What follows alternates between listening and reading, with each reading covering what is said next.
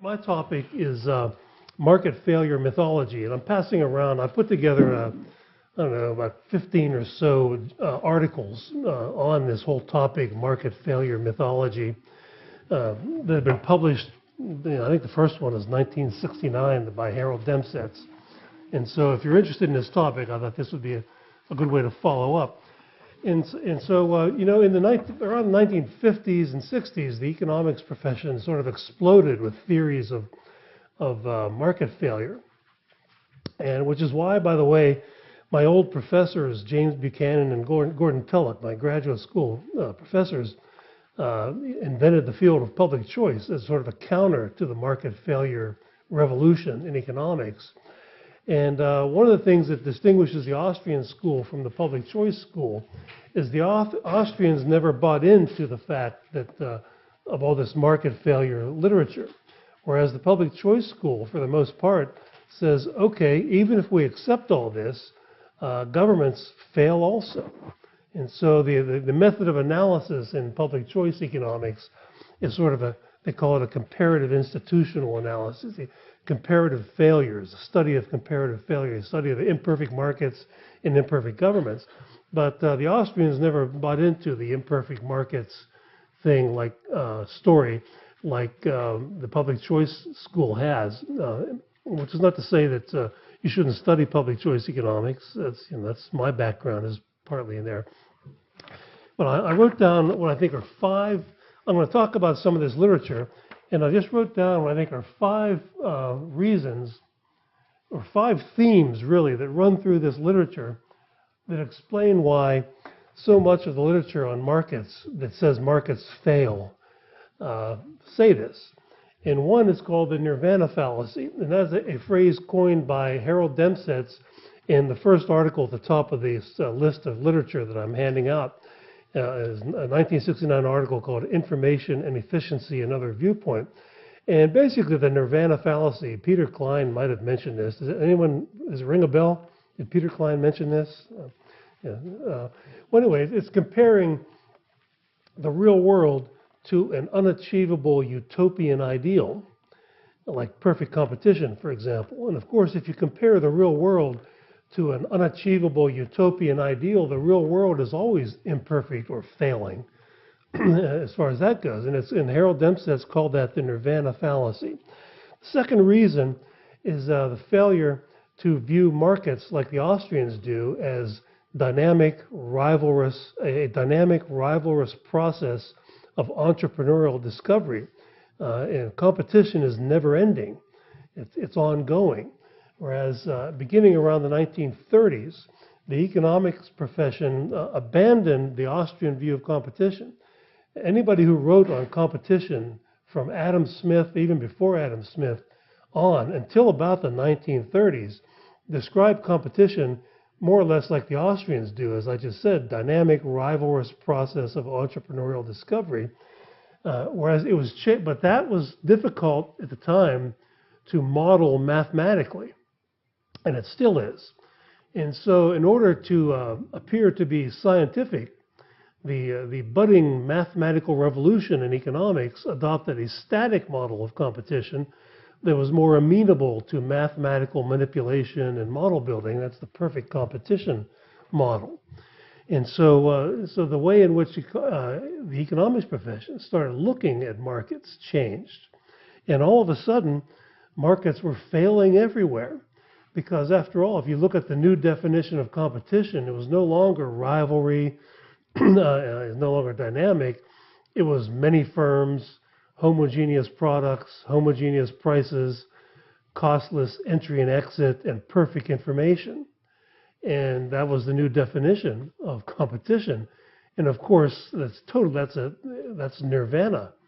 Even the simplest thing, look at the many firms assumption that was made. What if you had an industry with, say, 50 competing firms, and 10 of them are producing lower quality and higher priced products than the rest? And as a result, the consumers wisely choose not to purchase those products. Well, then you go from 50 to 40, so you have fewer firms. And that's supposed to be a bad thing. But of course, if you look at the real world of competition, that's a good thing. It's a good thing that consumers are in charge and they chose not to buy the crap, high-priced crap from these 10 businesses. But the new model of competition said we should be suspicious of this, that there is the industrial concentration is occurring, and it may lead to monopoly. The perfect information assumption. What is that? Well, ignoring elementary economics. There's no such thing as perfect information. Another way of saying that is we don't believe that scarcity exists. That if information is costless to acquire, well, then there's no scarcity. And if there's no scarcity, there's no study of economics. What are you studying if there's no scarcity out there? And so they ignore that, ignoring elementary economics, ignoring reality and history. I'm going to talk about some of these studies where economists just assert a market failure story, and without ever getting up out of their swivel chair in their academic office and looking outside to see if reality has anything at all to do with their story. And I'm going to quote Nobel Prize winners as saying these things, not just Professor Smith from Podunk University. The fifth thing, no role for entrepreneurs.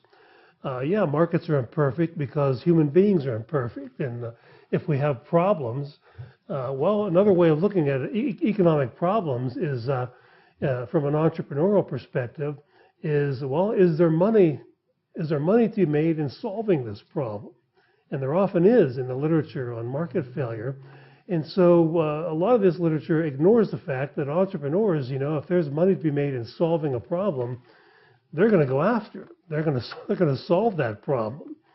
It reminds me of when I lived in Tennessee many years ago. I befriended an elderly gentleman who was a retired. He owned a construction company, and we would get together for lunch about once a month because he wanted to talk economics, and he had a degree in agricultural economics from like 1920 or ancient history. This is the late 1980s I'm talking about, and so he said that if as sure as if there's a crack in my driveway, it is a certainty that grass will grow out of there. You won't see any dirt or anything. There's a little crack in my driveway like this, grass is going to grow there. He said, as sure as that's going to happen, if there's $1 to be made, some entrepreneur is going to make that dollar somehow, some way. But the economics literature largely ignores all these things. And if you get into this literature that's on the list that I handed out, these are themes that I see running through all of this literature of why markets are said to fail. So what is this literature? Well, the Nirvana fallacy, the first example of the Nirvana fallacy, the article that Demsetz wrote, that's the first one and Harold Demsetz was a UCLA economics professor for many years. And if you ever get into the literature of Harold Demsetz, it's very Austrian sounding. He never called himself an Austrian, but even when I was in graduate school and first got exposed to this, and when I was reading the works of Harold Demsetz from my stone tablets back in those days, we had to carry very big knapsacks in those days with students with stone tablets. It was very Austrian. It was very, it sounded a lot like Israel Kirzner and Mises were talking about entrepreneurship. But he was a Chicago school guy, though, and he never admitted that.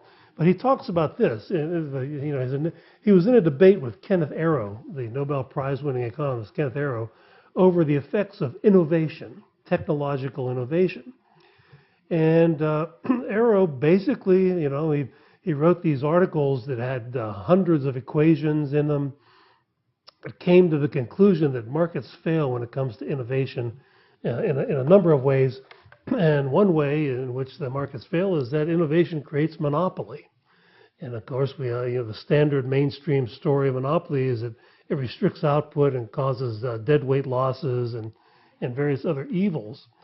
And what Demsetz basically said is, well, here's what Kenneth Arrow is saying. Here's the textbook monopoly diagram with a constant cost industry. Kenneth Arrow is saying if somebody invents a new product or service that no one else has, you went from zero, here's quantity zero here where my finger, the pen is, But here's the monopoly, and you're creating your monopoly, at least temporarily. So this is the amount of output, QM, okay? And so that's said to be a market failure because you're creating monopolies through innovation. And to an ordinary man on the street, this doesn't sound crazy, but this was Nobel Prize winner Kenneth Arrow. But Demsetz merely pointed out that, well, what he's saying here is that if, say, 100 people magically had the same idea instantaneously at the same time, then you would get the nirvana output. This would be the competitive level of output right here, because the marginal cost curve would be the supply curve, and here's a demand curve. So that would be QC here, would be the level of output. And that would be the nirvana level of output. If everybody had the same light bulb went off in 100 minds at the same time, and they all invented the same product, perfect competition would prevail. And so Demsetz basically says the real comparison should be, yesterday we had none of this, zero. Today we have some. Output has expanded, therefore consumer welfare has expanded, and profits have expanded. Somebody's made some money. It's all good. The market has succeeded. And so, but what Arrow is doing is comparing the real world, QM, to the unachievable utopian ideal of QC. And that's the nirvana fallacy. And so, and the Demsetz article is much longer than what I just said. It says a lot more than just this. But that's basically the debate that he was getting into with Kenneth Arrow over innovation. And at one point in my career, I reviewed a book for the Southern Economic Journal. It was on innovation, the economics of technological innovation. And in one chapter had 69 equations in it. And the concluding sentence of the chapter was that after going through this whole big long model with 69 equations, the author concluded that the more profitable is an investment, the more likely it is that entrepreneurs will put money into it. I'm not making this up. That's the kind of literature you sometimes run into in the economics profession. It's like, I went to school for this, to learn this. I would be embarrassed as a fraud if I stood up in front of students and pretended that this was some big, revelation. So let me get into some other literature. Ronald Coase wrote some interesting articles about this, and Coase was another economist that a lot of what things he wrote, they're not necessarily the Coase theorem. I know Walter Block and Joe Salerno and others have criticized Coase theorem, but other things Coase has written in the field of industrial organization would be pretty consistent with the Austrian method of analysis. And one thing he did, he wrote this famous article called The Lighthouse in Economics. And because at the time, if you took an economics course, Principles of Economics in the 1950s and 60s and in the 70s, when you get to the chapter on public goods and the free rider problem, an example that was given in almost all the books, especially in Paul Samuelson's book, which was by far the biggest seller, was lighthouses, a public good. Once the light is out there, it's impossible to exclude anybody from it. And it's also said to be difficult, if not impossible, to force anybody to pay for it because the light is already out there. And therefore, there'll be free riders and a free rider problem, and you'll never be able to raise enough money privately to have lighthouses. And for example, here's what Samuelson himself said. Here is a later example of government services, lighthouses. These save lives and cargoes, but lighthouse keepers cannot reach out to collect fees from skippers, boat captains. So we have here a divergence between private advantage and money cost and true social advantage and cost. Let's see. As measured by lives and cargoes saved in comparison with 1, total cost of the lighthouse, and 2, extra costs that result from letting one more ship look at the warning light. Philosophers and statesmen have always recognized the necessary role of government in such cases of external economy divergence between private and social advantage. Okay, that's a mouthful. And so Samuelson has taught generations of students. Samuelson's book was first published in 1948, and it was by far the best-selling Principles of Economics book for 40 years. And most of the other books in the market during this time were clones of Samuelson. I remember once seeing there was a very bad book by a guy named Campbell that was just as bad as Samuelson's book, but it was the second biggest seller for all those years. Okay, so that's what he says. Now, what did Coase do? Coase did something that Paul Samuelson, the MIT mathematician, did not do. He got off his butt and went to the library and studied the lighthouse industry, the history of the lighthouse business out there. And basically what he found is that in England, which is where, Coase was British, that for generations, private merchants had privately funded lighthouses because it was in their interest to do so. They didn't want to lose their cargo on the rocks. They didn't want to have a shipment from America arrive in England and crash in a storm. That's the origins of the insurance industry, by the way, that sort of thing.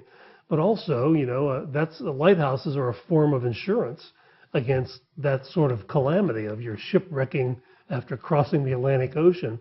And so he found that they were privately financed until the British government stepped in and took over and monopolized the lighthouses. But Samuelson obviously knew nothing about that. And here's something that Coase said about this. He says, the question remains, how is it that these great men, he's referring to Samuelson and a few others that he quotes, have in their economic writings been led to make statements about lighthouses which are as misleading as to the facts, whose meaning, if thought about in a concrete fashion, is quite unclear, and which, to the extent that they imply a policy conclusion, are very likely wrong. And he basically says what I just said. They never left their faculty offices. They never did the hard work of actually studying lighthouses, and they didn't. And so Coase, in that article that was published in the Journal of Law and Economics, debunked the lighthouse theory. And another well-known theory, I think Bob Murphy mentioned this briefly in his talk this morning, is roads, private roads, and there's said to be a free rider problem there. In my book, Hamilton's Curse, I talked about how Alexander Hamilton himself, America's first Treasury Secretary, articulated a version of the free rider problem to make the case for government subsidies for road building and canal building. And so this is a very long argument. But what Bob this morning referred to this in his talk on the Stateless Society, but I don't think he didn't mention the article. The article that he was referring to, I recognize the language that he was saying, is the one that's on my list that I handed out by Daniel Klein in Economic Inquiry. And Klein did the same kind of thing that Ronald Coase did, and that he looked at these theories. Yeah, what's plausible? There's a free rider problem, and people will not invest sufficiently to build roads because you can make the case that roads are a public good. And so he studied the early road building in early America from the year 1800 and the next several decades. And here's what Daniel Klein found. He said the private road building movement built new roads at rates previously unheard of in America. Over $11 million was invested in turnpikes, they were called turnpikes, in New York, $6.5 million in New England, over $4.5 million in Pennsylvania. Between 1794 and 1840, 238 private New England turnpike companies were built and operated about 3,750 miles of road. New York led all of their states in turnpike mileage with over 4,000. He talks about New Jersey, Ohio, and other places. So there was a lot of privately funded road building that went on. And then he goes on to explain how this happened, and that the rate of return to investment in these turnpike companies was only about 3 or 4%, whereas you could have made 10% elsewhere back at that time, Daniel Klein says.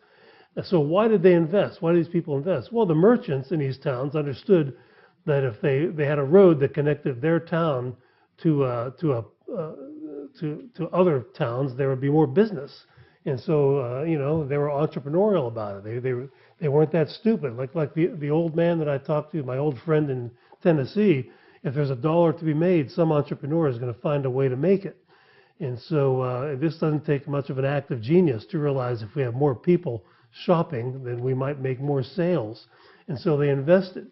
And there was also a lot of social ostracism. If you were a merchant and you were a free rider, people wouldn't do business with you, they wouldn't socialize with you, and so forth. So they used social ostracism to get their neighbors and other people in their communities to invest in the turnpike companies, and it worked.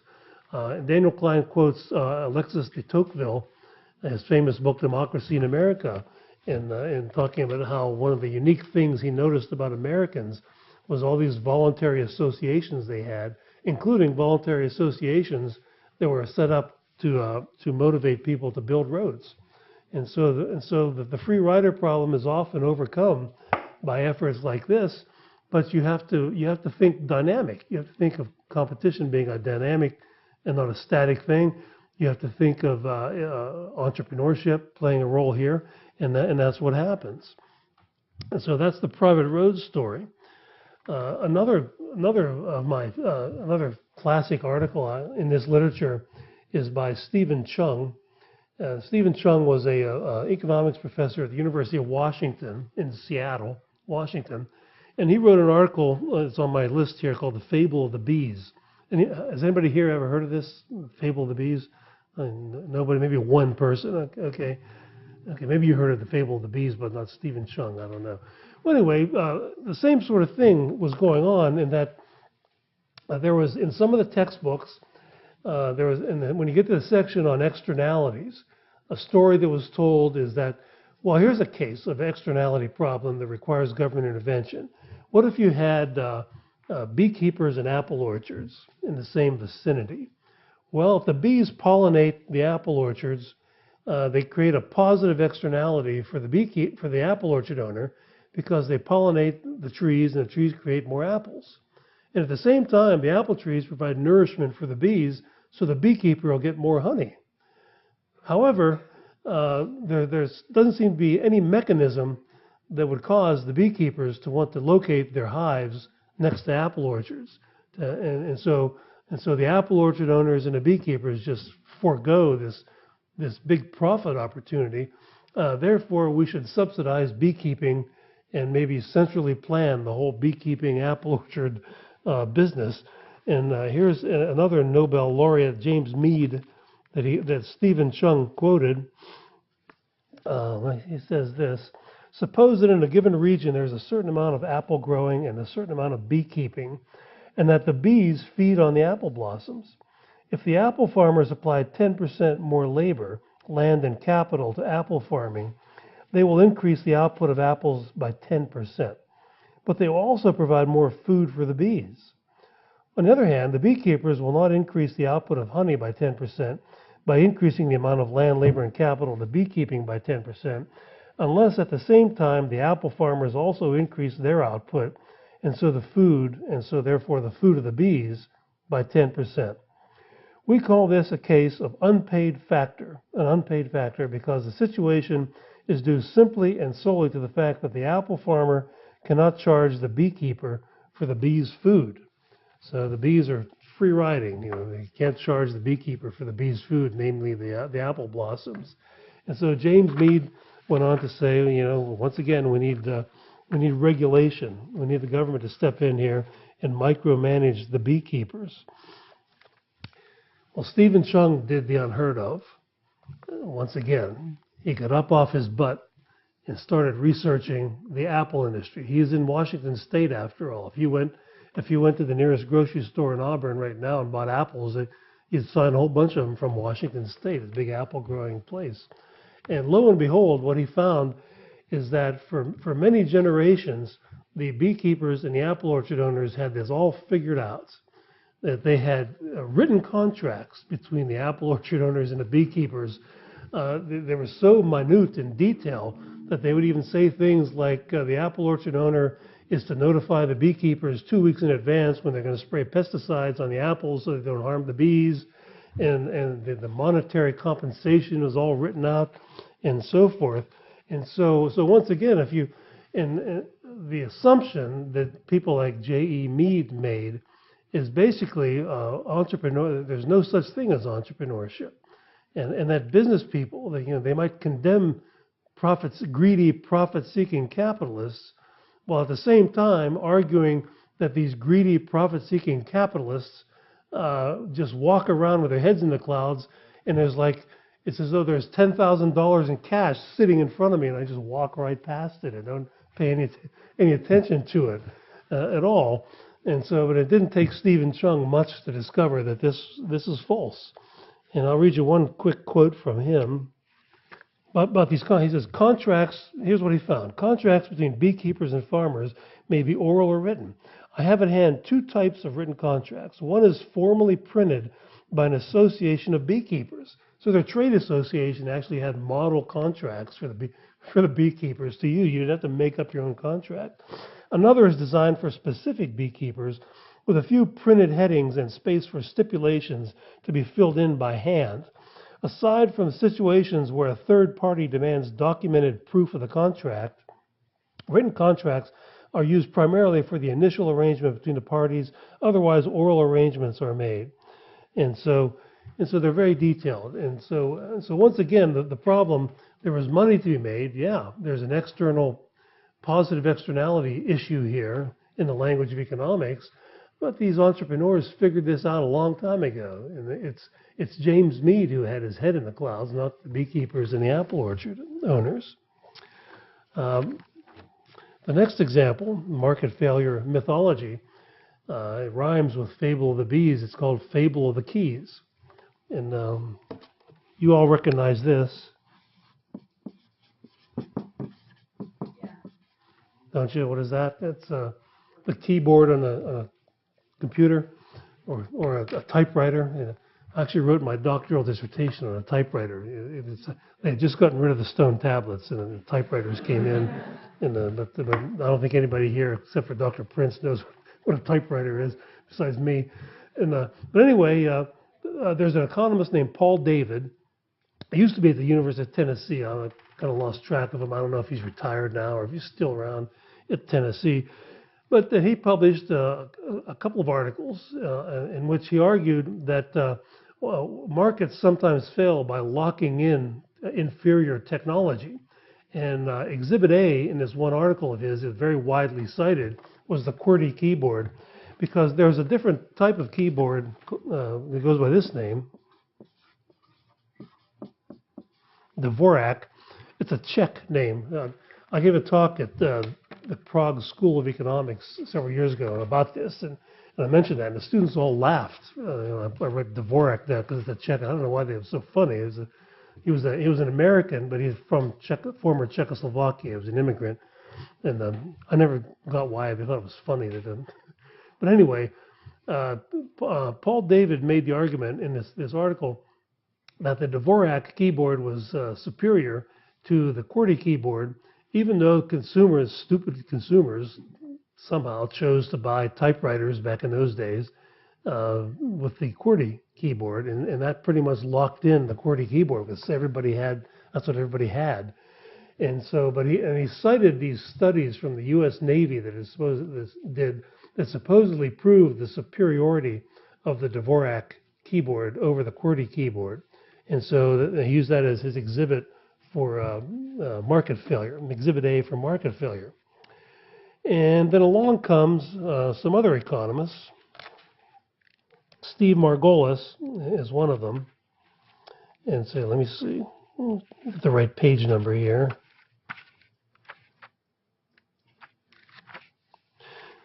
Oops. Stan Leibowitz and Steve Margolis came along, and they were skeptical of this. Just like Ronald Coase was skeptical of the lighthouse story, and Stephen Chung was skeptical of the apple orchard and the bees story. And they looked into it. And here's what they found. Let's see. Anyway, they dug up these United States Navy studies done during World War II that were being cited as proof of a market failure. And they say all of these studies suspiciously seem to be in favor of the Dvorak design, all of them, every one of them. And then they say this, there's a man named Earl Strong, a professor at Pennsylvania State University and one-time chairman of the office machine section of the American Standards Association, reports that the 1944 Navy experiment and some Treasury Department experiments performed in 1946 were conducted by a Dr. Dvorak, who owned the patent on the Dvorak keyboard. And so Dvorak was a naval officer who had a patent on his keyboard, and he did the studies. That's kind of like Ford Motor Company claiming to have done studies comparing Fords to General Motor cars and concluding that Fords are superior to General Motors cars. Who would believe that? Paul David would, I assume. But, people who are, they locked in inferior automobiles. And so this doesn't prove that the Dvorak keyboard was not superior, but it should, raise some suspicions over this. And so anyway, they did, Margolis and Leibowitz commissioned their own studies of this, and they basically concluded that the two keyboards are not that different, but for whatever reason, the consumers just liked the QWERTY better. It must have been marginally better, marginally more convenient for typing, and so that prevailed. And so, and there wasn't that much of a difference, even if you thought the Dvorak keyboard was superior, there apparently wasn't that much of a difference that very many people were willing to relearn how to type on the different keyboard in order to make it more viable. And so that story also went by the wayside. Another story similar to this one was, again, maybe only a few people in this room remember what a VCR is, video recorders in the early days of home movies. But there were two different types, a beta and VHS of these machines. And a lot of people started saying, well, the beta is superior technology. Beta is superior. Consumers disagreed, and eventually the beta version of the machine just disappeared. Nobody would buy it. But all the experts were saying that's the superior technology. And you had economists saying the same thing, that the market failure, this locking in an inferior technology. But the consumers, by the millions. I remember back in these days, going into when we used to rent movies from Blockbuster, and they used to divide the movies into the VHS section over here and the beta section over here. And I remember going into one of these shops, and the VH section had like it looked like the library here. There's all these movies, and then the beta section was like this.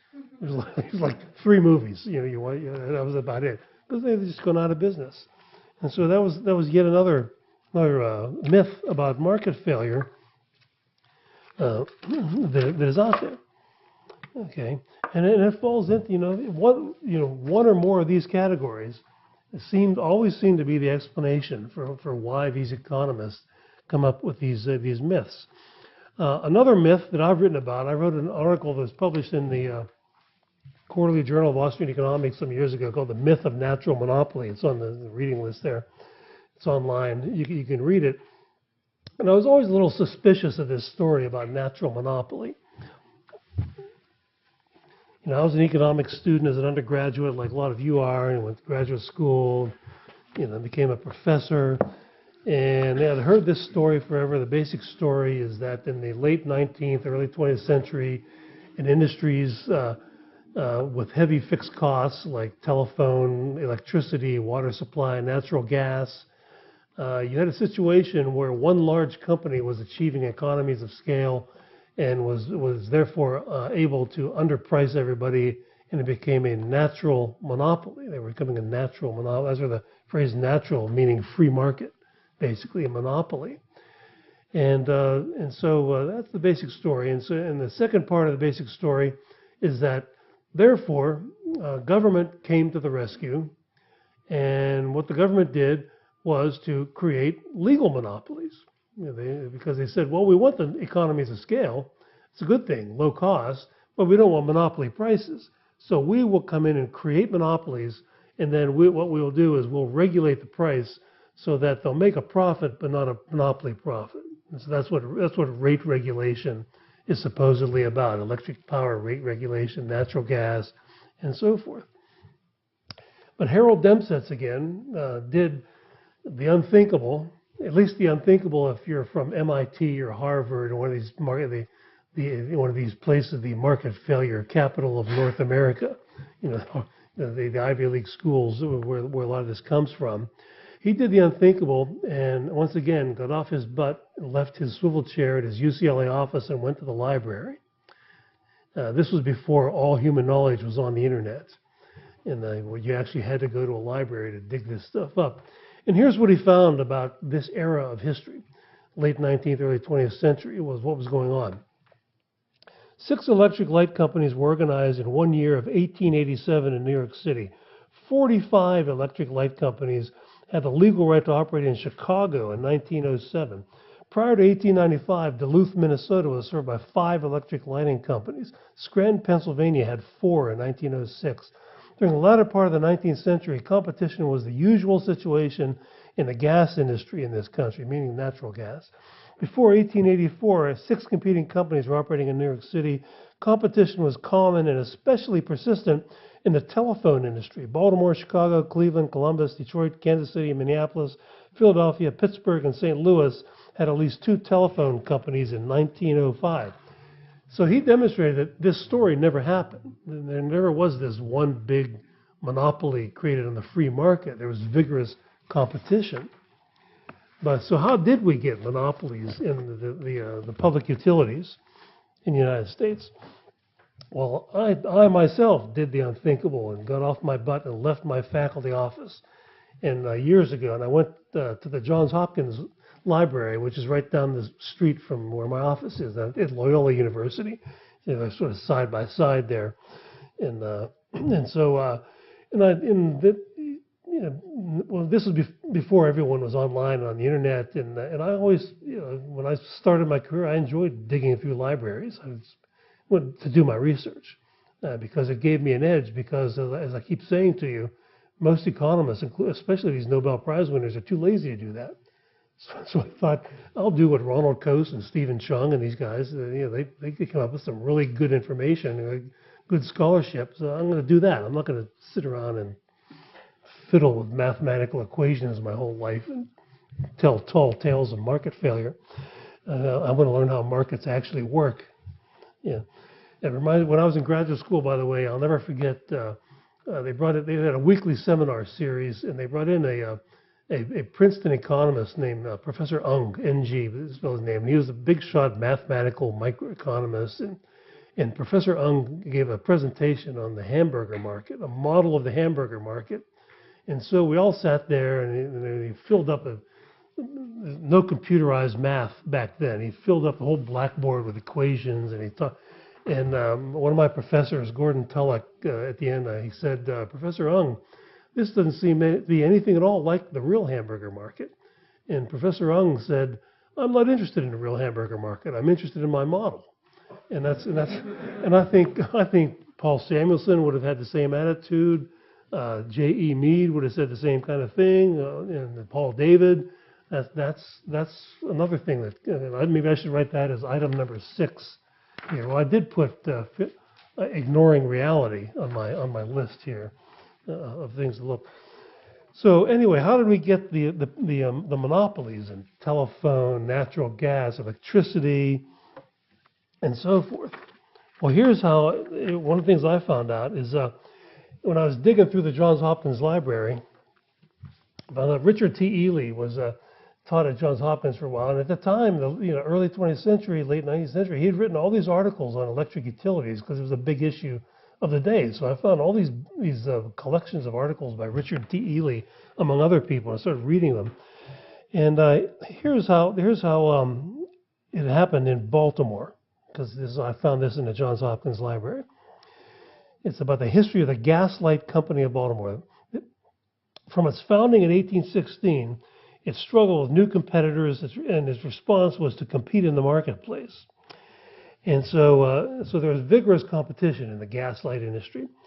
And so here's what an economist that Ely cited, his name is George T. Brown. I dug up George T. Brown. Richard T. Ely cited him, and lo and behold, he wrote a whole book about this. And he cites an 1851 editorial in the Baltimore Sun declaring that competition is the life of business, they said. And by 1880, there were 3 competing gas and light companies in Baltimore. But when monopoly did appear, here's how it happened. In 1890, a bill was introduced into the Maryland legislature that called for an annual payment to the city from the Consolidated Gas Company of $10,000 a year and 3% of all dividends declared in return for the privilege of enjoying a 25-year monopoly. So in other words, the city came along and said, well, you're struggling with all this competition, we know, and so here's what we're proposing. We'll give you a 25-year monopoly if you share the monopoly loot with us, the politicians. So it became a taxing scheme, basically, a way to tax the consumers of the gas light and eventually electricity and so forth. That's how the natural monopolies came into being. The story that there were monopolies being created in the free market and enlightened politicians came to the rescue with public interest regulation is a bunch of phooey. It never happened that way. And so once Baltimore showed the way, cities all over the place started to say, oh yeah, that's a good way to extract more tax revenue. Not only that when you get your higher gas bill, the people won't even know it's because of the tax. They'll think it's the greedy capitalists who run the gas company that are gouging them. They won't, that's better yet. And so once this happened, I ran across another article by an economist named Horace Gray, and he wrote about how once this happened, everybody wanted in on the deal. He said, where's this list of businesses? The dairy industry said, we're a natural monopoly. Everybody wanted to be declared a natural monopoly, to be given a regulated monopoly. In fact, the entire New Deal of Franklin Roosevelt, the first 2 years of the New Deal, was this. It was the creation of monopolies through the National Recovery Act and the Agricultural Adjustment Administration. And so that's how those monopolies were all created. And that, of course, did nothing but make the Great Depression worse, because they were restricting agricultural production and restricting manufacturing. And so that's another myth that I would argue, the whole natural monopoly story. And see, I have 2 minutes left. Which one should I guess I'll end with the socialist pollution story. I have a few others. I was going to talk about antitrust, predatory pricing, and asymmetric information. Maybe I'll say about asymmetric information. Maybe I'll say something about that instead. There's an article, I didn't put it on the list. There's an article that talked about the lemons problem in economics. And the author was Bruce Akerlof, who's the husband of Janet Yellen, another Nobel Prize winning economist. And the lemons problem is published in the American Economic Review in 1970, was about the used car market. And asymmetric information. He said car salesmen have a lot more information than the buyers do of used cars, and so they're much able to, as a result, to sell us lemons or cars with problems in them because they have different information. It's asymmetric. It's not symmetrical information, and so therefore he predicted that the used car market would probably disappear altogether because of this, because people couldn't trust the car salesmen. Although at the time he wrote this in the 1970s, that problem had already been solved by product warranties. If you buy a used car now, I don't think you can go anywhere in the United States now other than private, if you buy it from a private individual. But any company that sells used cars offers at least a 7-day warranty, or most of them a 30-day warranty, where you can take the car home, have it checked out by your mechanic, and if you see some kind of problem, you bring it back. CarMax is famous for doing that, and that existed at the time. But all I'll say about this is that this whole area of, for which Joe Stiglitz won the Nobel Prize again, is that it's all ass backwards, to use a scientific term, in my opinion, because asymmetric information is another way of saying the division of labor and knowledge in society. It's another way of saying we all specialize in something. Who knows more about how to manufacture a car, the automotive engineers or the car buyers? Who knows more about how to grow food and raise livestock, farmers and ranchers, or people who go to the grocery store and buy steak and vegetables? And who knows more about manufacturing clothing manufacturers, or you when you go to the mall? We all have asymmetric information is another way of saying the division of labor. And that's what makes markets work. That's how markets work. And in fact, Mises and Rothbard say it's the thing that keeps civilization going is the international division of labor.